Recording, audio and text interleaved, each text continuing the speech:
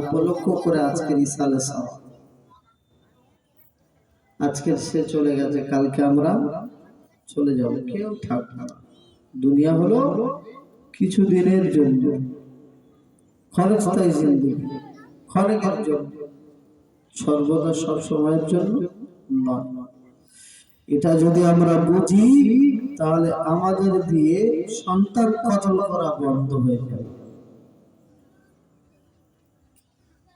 কেন দুনিয়াটা আমাদের জন্য শেষ নয়, দুনিয়াটা আমাদের জন্য শেষ নয়। আখিরাতের জীবন আছে, যে আখিরাতের পরে আল্লাহ পাক অসংখ্য জগৎ রেখেছে। আমরা কয়েকটা জায়গা থেকে পার হয়েছি, আমরা এখন যে জায়গাতে আছি এটা তৃতীয় নম্বর ধাপ। আমরা যখন রুহের জগতে ছিলাম, একটা জগৎ ছিল, সেই জগৎটার নাম হলো আলামে আরওয়াহ, রুহের জগৎ। যে জগতে আমাদের সমস্ত রুহগুলো একত্রবদ্ধ করে রাখা ছিল। আল্লাহ পাকের নবী দিন দুনিয়ার বাদশাহ হাবিবুল্লাহ জনাব মুহাম্মদুর রাসূলুল্লাহ সাল্লাল্লাহু আলাইহি ওয়াসাল্লাম কলিজার টুকরা সাহাবারা আল্লাহ পাকের নবীকে জিজ্ঞাসা করলেন, ইয়া রাসূলুল্লাহ ইয়া হাবিবাল্লাহ, ইয়া রাসূলুল্লাহ ইয়া হাবিবাল্লাহ, আল্লাহ পাকের নবী আখিরাতের জীবনটা কেমন হবে, আখিরাতের জায়গাটা কেমন হবে, আখিরাতে আল্লাহ পাক আমাদের সঙ্গে কি ব্যবহার করবে। আল্লাহ পাক নবী দিনে কান্না করে বলেছিলেন, ও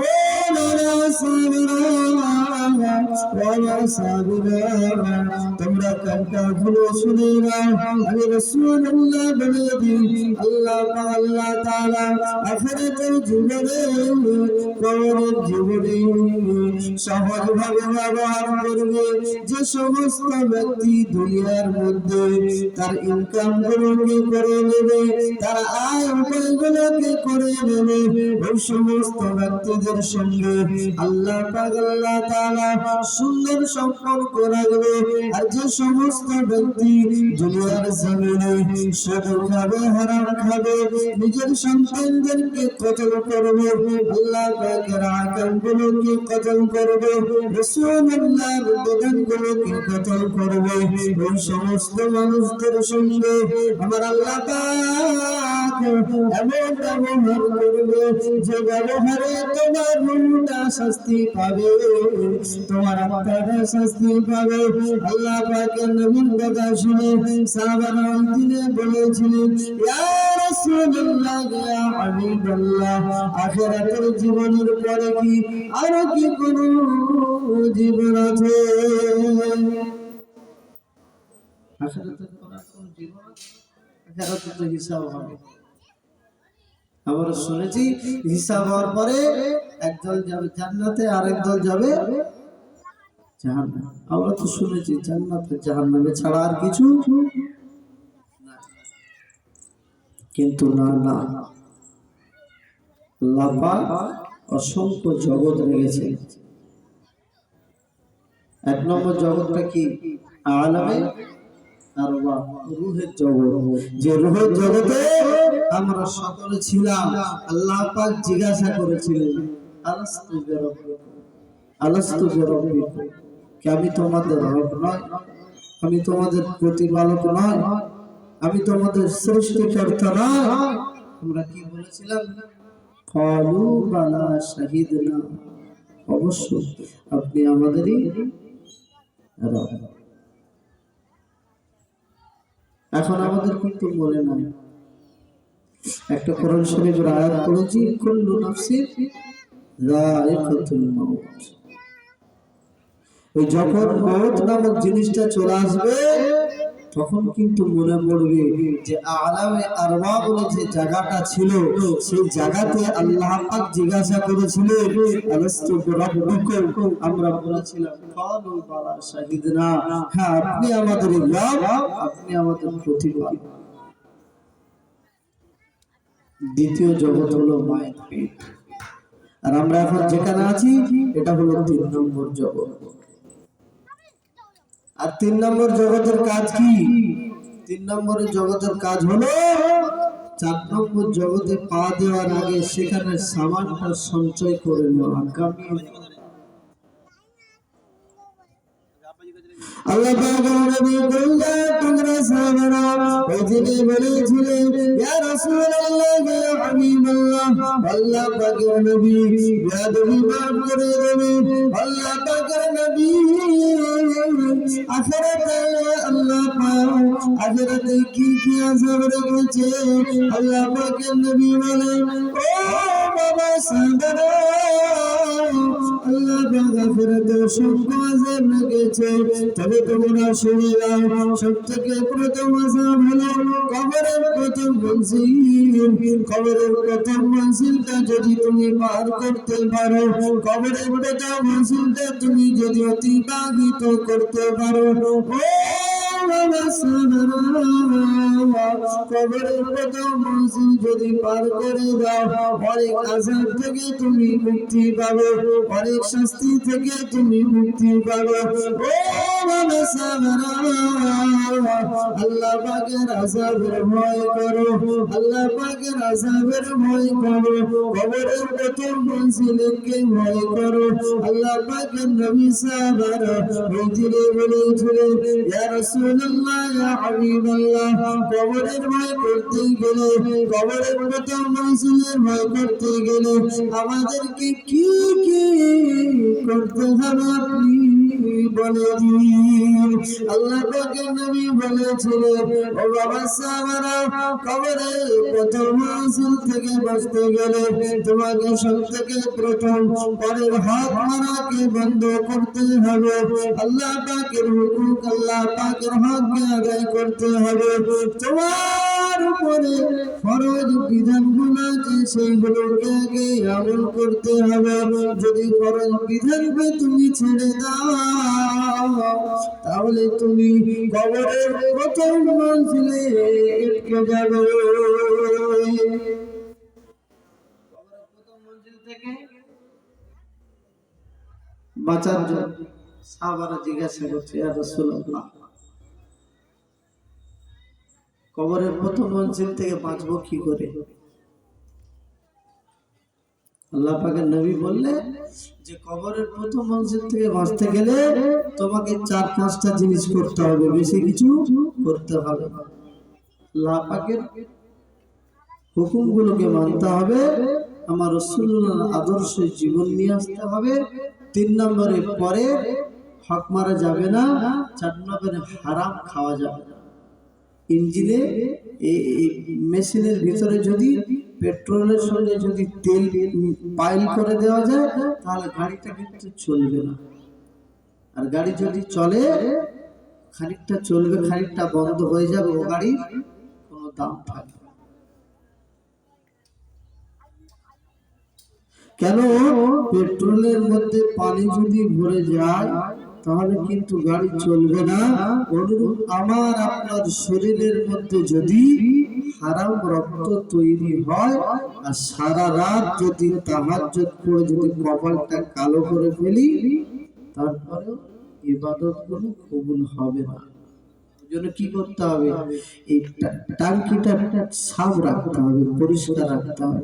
আর একটা জিনিস, পরের হক মারতে গেলে, গীবত করতে গেলে, চুগলখড়ি করতে গেলে এটাকে আর এটাকে দরকার হয়।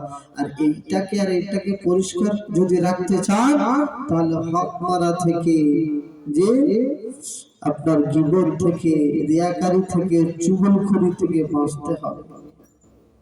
চুগলখড়ি থেকে বাঁচলে আপনার এটা পরিষ্কার হবে, এইটা পরিষ্কার হবে। আর হারাম থেকে বাঁচলে আপনার এই তেলের ট্যাঙ্কিটা পরিষ্কার হবে। আর তেলের ট্যাঙ্কিটা যখন পরিষ্কার হবে আপনার সব ইবাদত গুলো পরিষ্কার হবে। আমার কথা বুঝতে পারছি? আর যদি এইগুলো যদি পরিষ্কার না হয়, যদি আমি নামাজ পড়ে কপালকে কালো করে ফেলি তাহলে ইবাদত কোনো কাজে আসবে না। আমি যদি পরের হক মেরে রাখি, তাহলে কিন্তু ইবাদত তাহাজ্জুদ করে কপালকে কালো করে ফেলে আর তাসবিহ টেনে টেনে ছিঁড়ে দিলে আমার কি হবে না, আমল কোনো কাজ হবে না। এটা কার কথা? আল্লাহ পাকের নবী সাল্লাল্লাহু আলাইহি সাল্লামের কথা। সাহাবারা জিজ্ঞাসা করছেন, ইয়া রাসূলুল্লাহ, আল্লাহ পাকের নবী সাহাবারা জিজ্ঞাসা করলেন, ইয়া রাসূলুল্লাহ, ইয়া হাবিবাল্লাহ, আল্লাহ পাকের আযাব থেকে বাঁচার জন্য, কবরের প্রথম মঞ্জিল থেকে বাঁচার জন্য আমাদের করণীয় কি আপনি বলে দেন। আল্লাহ পাকের নবী তিনি বলেছিলেন, ও বাবা সাহাবারা, তোমাদের শরীরের মধ্যে হারাম রক্ত ঢোকাবে না। তোমাদের শরীরে যদি হারাম রক্তটা ঢুকিয়ে দাও, তোমাদের কোন ইবাদত আমল কাজে আসবে না। তোমাদের শরীরে হারাম রক্ত দেবে না, হারাম খাবে না। ও বাবা সাহাবারা, দ্বিতীয় নম্বর হলো চুগলখুরি, গীবত গিল্লা করবে না। কেন ইয়া রাসূলুল্লাহ? আল্লাহ পাকের নবী বললেন, ও বাবা সাহাবারা, গীবত গিল্লা চুগলখুরি যে মানুষটা করলো, ওর নিজের মরা ভাইয়ের গোশত খেলো, ওর নিজের মৃত ভাই যেমন শুয়ে থাকলো, ওই মুর্দা লাশ থেকে যেমন গোশতটা ছিঁড়ে ছিঁড়ে চিবিয়ে চিবিয়ে খায়, অনুরূপ গীবত যে ব্যক্তি করলো, ওর মরা ভাইয়ের গোশতটা খেলো। আল্লাহ পাকের নবী সাহাবারা বললেন, ইয়া রাসূলুল্লাহ, ইয়া হাবিবাল্লাহ, জাহান্নামের ভয় থেকে বাঁচার জন্য আর কি কি করতে হয়? আল্লাহ পাকের নবী বললেন, ও বাবা সাহাবারা, তিন নম্বর জিনিসটা হলো ঘরের হকদারের হক মেরে খেও না। দুনিয়া যদি গীবত করো, তার কাছে যদি ক্ষমা চাও, আল্লাহ ক্ষমা করে দেবে। আল্লাহ পাকের সঙ্গে যদি শিরিক করো, আল্লাহ পাক ক্ষমা করে দেবে। আর যদি তুমি হকদারের হকটা মেরে খাও, কিয়ামত পর্যন্ত কবরে চলবে।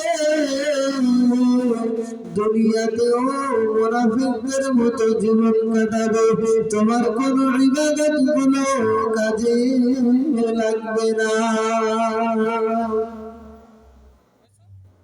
কতগুলো বোঝা যায়?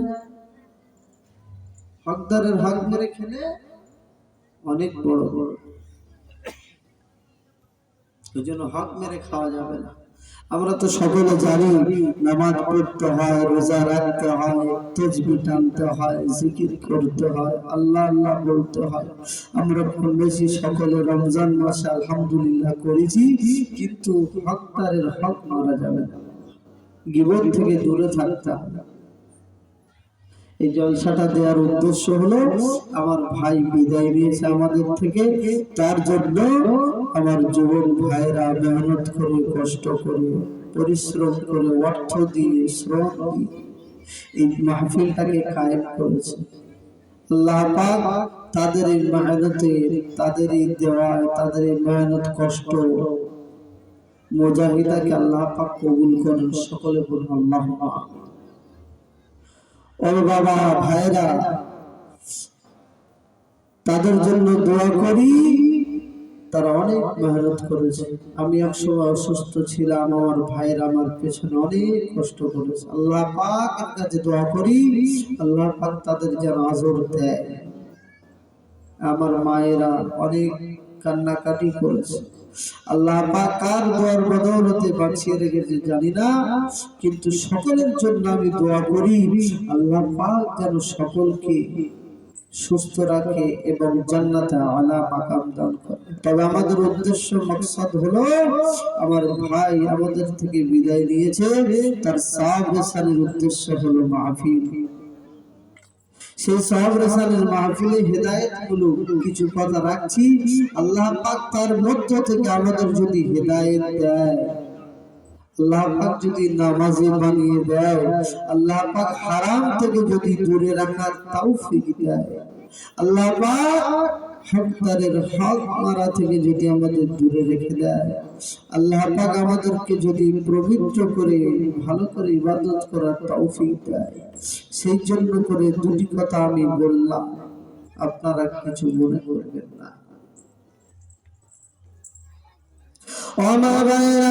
আল্লাহ পাকের নবী সাহাবারা ওই দিনে জিজ্ঞাসা করেছিলেন, ইয়া রাসূলুল্লাহ, ইয়া হাবিবাল্লাহ, আল্লাহ পাকের নবী কবরের কথা মুসিল বড় ভয়ঙ্কর শুনেছি, তা ভয়ঙ্কর কেমন ইয়া রাসূলুল্লাহ বলেন। আল্লাহ পাকের নবী বয়ান দিয়েছিলেন, ও বাবা সাহাবারা, কবরের প্রথম মজলিস সব থেকে সর্বপ্রথম আযাব হলো বেনামাজি যারা হবে, যারা আল্লাহ পাকের হুকুমকে মানবে না, আমার রাসূলুল্লাহ তরিকাগুলোকে মানবে না, যে বেঈমান হবে, যে ইমানদার হবে না, ওর কবরটা সংক্ষিপ্ত হয়ে যাবে, ওর কবরটা ছোট হয়ে যাবে এবং ছোট হয়ে যাবে, ওর এক পাঁজরের হাড় অপর পাঁজরের ভিতরে ঢুকে যাবে। এই আযাবটা আল্লাহ পাক পার্টিকে হুকুম করবে, ও জমিন, তোমার উপরে হেঁটেছে, আমার নাজ নিয়ামত গুলোকে ভোগ করেছে, ওই বান্দাকে আমার আযাব দাও, ওই বান্দাকে আমার আযাব দাও। ওর এক পাঁজরের হাড় অপর পাঁজরের ভিতরে যার ঢুকে যায়, আল্লাহ পাকের নবী সাহাবাদেরকে বয়ান দেন, ও বাবা সাহাবারা, কবরে কত আযাব হলো, ওই কবরটা সংক্ষিপ্ত হয়ে এক পাঁজরের হাড় অপর পাঁজরে ঢুকে যাবে, চিৎকার চেঁচামেচি করতে থাকবে। আল্লাহ পাকের আযাব, আল্লাহ পাকের যে সমস্ত মাখলুকগুলো ফেরেশতাগুলো আছে, তারা আল্লাহ পাকের হুকুমের গোলাম, আল্লাহ পাক যেটা বলবেন তারা সেটা শুনবে, আমাদের মতো তারা বেঈমানি কোনদিন করবে না। আমি চিল্লালেও ছাড়বে না। আল্লাহ পাকের ফেরেশতারা যেটা হুকুম, আল্লাহ পাক অগণিত ফেরেশতাদেরকে রেখেছে। এ বাবু এদিকে ধ্যান দেন, আল্লাহ পাক অগণিত ফেরেশতাদেরকে কিভাবে রেখেছে? কোন কোন ফেরেশতাদেরকে আল্লাহ হুকুম দিয়েছে কি, তুমি রুকুর মধ্যে থাকো, আজ থেকে নিয়ে কিয়ামত পর্যন্ত ওই ফেরেশতা রুকুর হালতে থাকবে। কোন কোন ফেরেশতাকে আল্লাহ হুকুম দিয়েছে, ও ফেরেশতা, তুমি কিয়ামত পর্যন্ত আমি আল্লাহ আমার সিজদারত অবস্থাতে থাকো। আল্লাহ পাকের ফেরেশতা সিজদারত অবস্থাতে কিয়ামত পর্যন্ত থাকবে।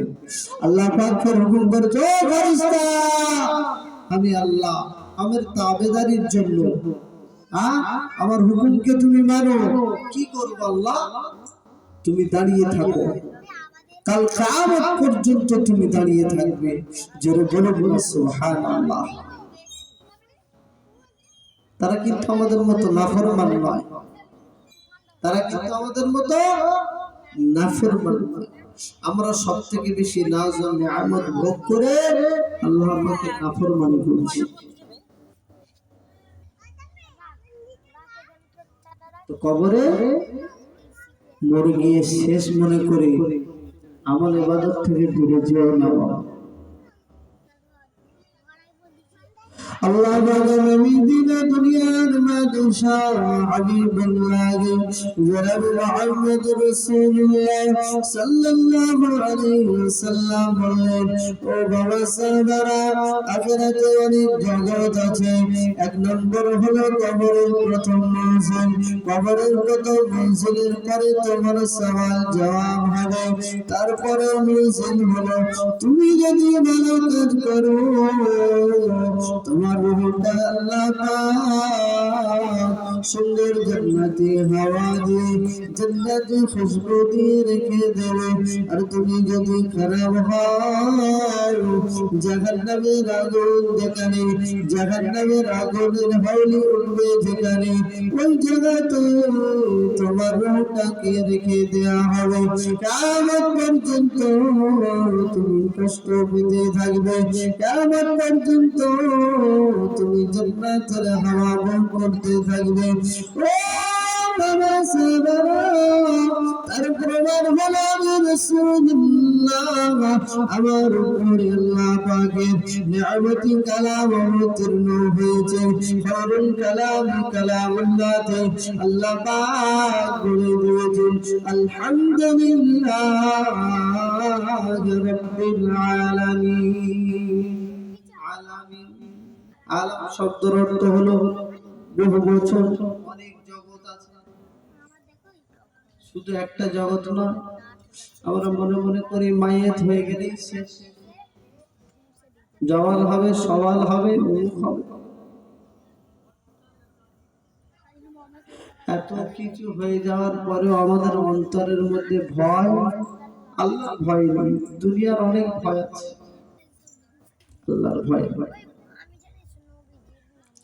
আল্লাহ পাকের নবী দিনে বললেন বাবা সাহাবারা, তোমরা যদি আযাবুল কবর থেকে বাঁচতে চাও, আল্লাহ পাকের হুকুমকে তোমরা মেনে নাও। তোমরা যদি জাহান্নামের আগুন থেকে বাঁচতে চাও, আমি রাসূলুল্লাহ আমার তরিকাকে তোমরা মেনে নাও। তোমরা যদি জাহান্নামের আগুন থেকে বাঁচতে চাও, বাবা সাহাবারা শয়তানের তাবেদারি থেকে দূরে সরে এসো।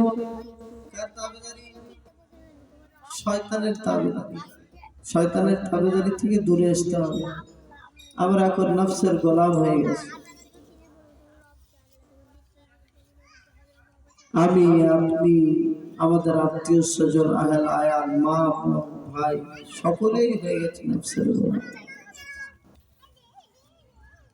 কেন? আমাদের মন যেটা চায় আমরা সেটা করি। আমার রব, আমার আল্লাহ, আমার আল্লাহ পাক যেটা চান সেটা কিন্তু করি না। আহা, যদি আল্লাহ পাকের হুকুম মাননেওয়ালা হতাম, মসজিদে মাইকে আজান হলে দৌড়ে চলে যেতাম। যদি আমি রাসূলুল্লাহর তরিকা মাননেওয়ালা হতাম, প্রতিটা কাজে আমার রাসূলের সুন্নাহ দিয়ে শুরু হতো আমার জীবন। সেই জন্য সকলকে বলবো, আপনারা এখনো পর্যন্ত সহজ রাস্তা আসার চেষ্টা করুন, যে খারাপ কাজ থেকে দূরে থাকার চেষ্টা করুন। আল্লাহ পাক আমাদেরকে হেদায়েত দিক করেন, আল্লাহুম্মা আমিন। আল্লাহ পাক কিন্তু জান্নাতে অনেক আরাম আয়েশ রেখেছে। দুনিয়া সিজনুল মুমিনিন ওয়া জান্নাতুল কাফিরিন, দুনিয়া তো মুমিনদের জন্য কায়েদখানা, জেলখানা, আর মুনাফিকদের জন্য তো জান্নাত ছিল। আমাদের জান্নাত তো আখিরাতে, আমাদের জান্নাত আখিরাতে, এখানে নয়। আল্লাহ আমাদেরকে বলেন বাবা সাহাবারা, আমি আর একটা কথা বলি, দুনিয়াটা তোমাদের জন্য কায়েদখানা। কায়েদখানা মানে যেমন কায়েদখানার মধ্যে আসামিরা যেমন বাঁধা থাকে, দুনিয়ার মধ্যে তোমার সীমা বাঁধা হবে। শরিয়াতের মাপকাঠির মধ্যে তোমার সীমা বাঁধা হবে। ও বাবা সাহাবারা, তোমাদের জীবন যদি শরিয়াতের মাপকাঠির ভিতরে নিয়ে এসো। শরিয়াতের মাপকাঠি মানে কি ইয়া রাসূলুল্লাহ? শরিয়াতের মাপকাঠিটা হলো আল্লাহ পাকের হুকুম, আমি রাসূলুল্লাহ আমার তরিকা।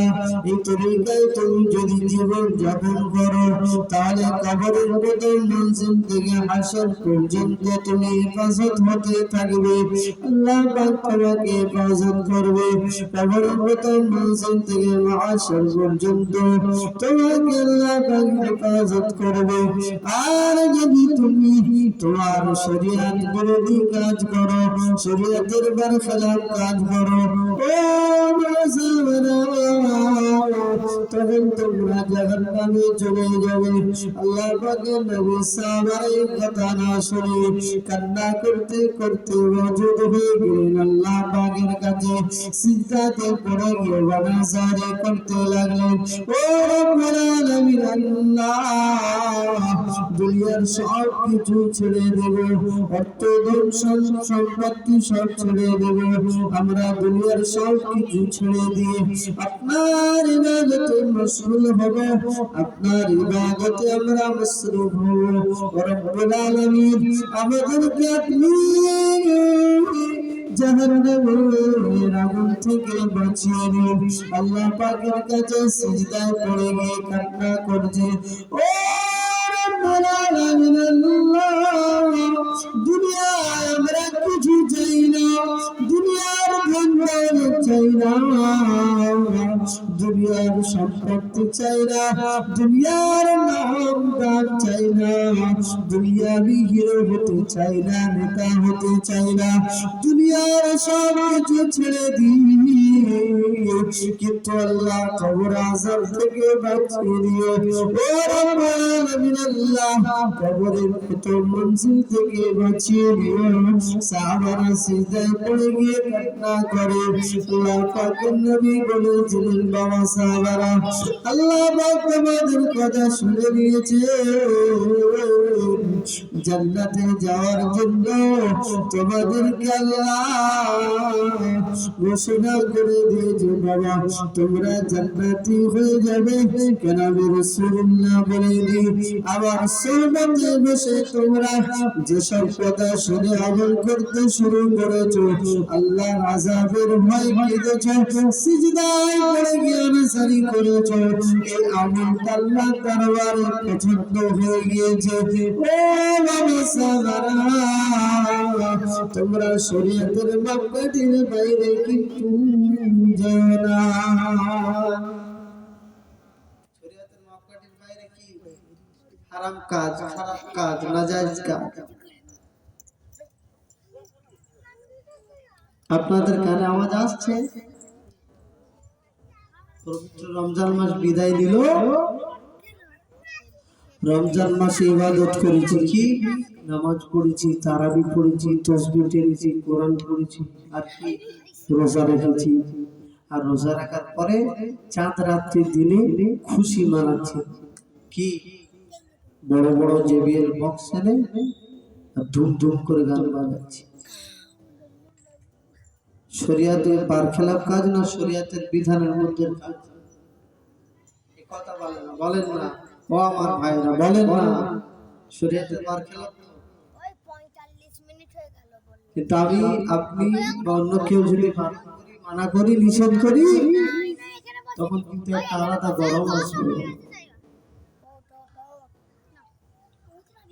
আল্লাহ পাকের নবী কি বলেছেন? দুনিয়া সিজনুল মুমিনিন ওয়া জান্নাতুল লিল কাফিরিন। গান শুনবে কারা?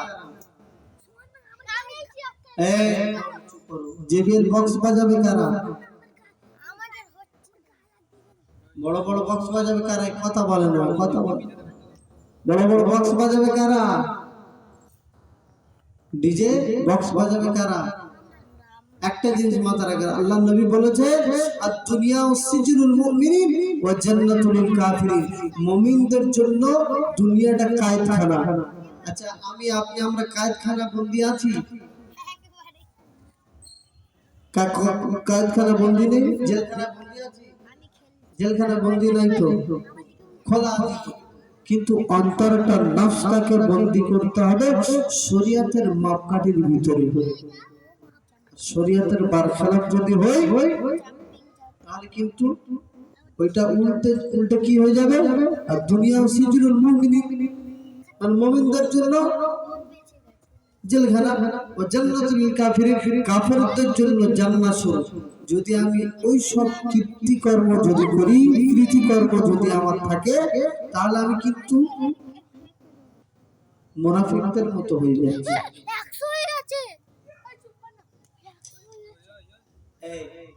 তোমরা সবাই সামনে এখানে আসো, তোমরা পিছনে যাও, যাও চলে যাও, ওখানে কেউ থাকবে না, তোমাদের ডিউটি এখানে নাও, যাও বাবা পিছনে বসো, ওখান থেকে চেয়ার সরিয়ে দাও। দরুদ শরীফ পড়েন, আল্লাহুম্মা সাল্লি আলা মুহাম্মদ, জোরে জোরে পড়েন।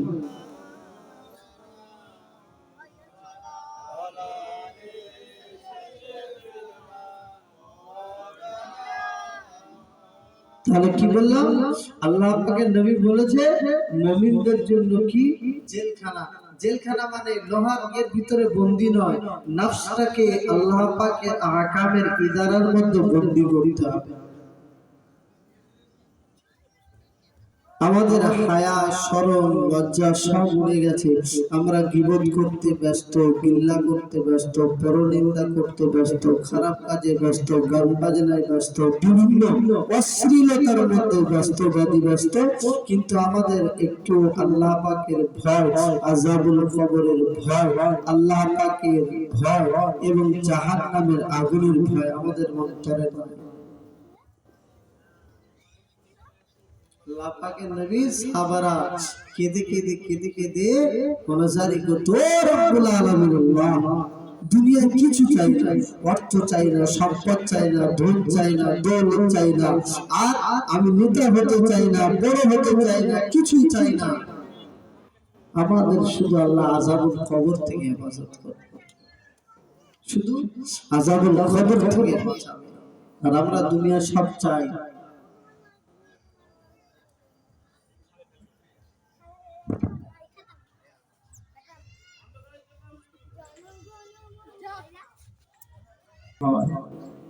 কবরের ভয়, যাতে আমাদের আমলগুলো তৈরি হয়, যাতে আল্লাহ ভুলে হয়ে যায়, রাসূলুল্লাহ তরিকারই দ্বারা এসে যায়।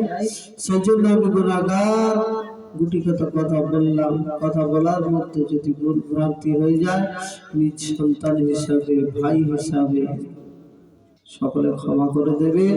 আমি সকলকে বলবো, আমার যে ভাইকে উদ্দেশ্য করে আজকে এই যুবক ছেলেরা, আমার ভাইরা, দাদারা সকলে মিলে অর্থ দিয়ে, শ্রম দিয়ে, মেহনত করে সুন্দর মাহফিলটাকে সাজিয়েছে, সকলে আমরা তার জন্য দোয়া করব। আল্লাহ পাক তাকে যেন জান্নাতে আলা মাকাম দান করে। তারপরে আমাদের আব্বা আম্মা, নানা নানি, দাদা দাদি, মই মুরব্বী, আত্মীয় স্বজন যে সমস্ত দুনিয়া থেকে বিদায় নিয়েছে, আল্লাহ পাক তেনাদেরকেও যেন জান্নাতে আলা মাকাম দান করে। আমরা সকলে দোয়া করব। কেন, যারা যে সমস্ত মানুষ দুনিয়া ছেড়ে চলে গেছে, তারা এখন আমাদের দিকে তারা মজুদ হয়ে থাকবে, হাত পেতে থাকবে যে আমার আত্মীয় স্বজনেরা কখন সব রেশানি করবে, আমাদের আত্মীয় স্বজনেরা কখন আমাদের জন্য খতমুল কোরআন করবে, দান খায়রাত করবে, সদকা করবে, হাত পেতে থাকবে। তো আমি কি বলছিলাম, আযাবুল কবর। হযরত উসমান গনি রাদিয়াল্লাহু তাআলা আনহু, আল্লাহ পাকের নবীর কলিজার টুকরা সাহাবা, একদিন রাস্তা দিয়ে হেঁটে যাচ্ছে, ওই সময় দেখতে পাচ্ছে একটা কবরের মধ্যে একটা মাইয়েতের আযাব হচ্ছে। হযরত উসমান গনি রাদিয়াল্লাহু তাআলা আনহু ওই কবরস্থানের কাছে দাঁড়িয়ে কাঁদতে শুরু করলেন, রব্বুল আলামিন আল্লাহ, আমি যদি মানুষ না হই, যদি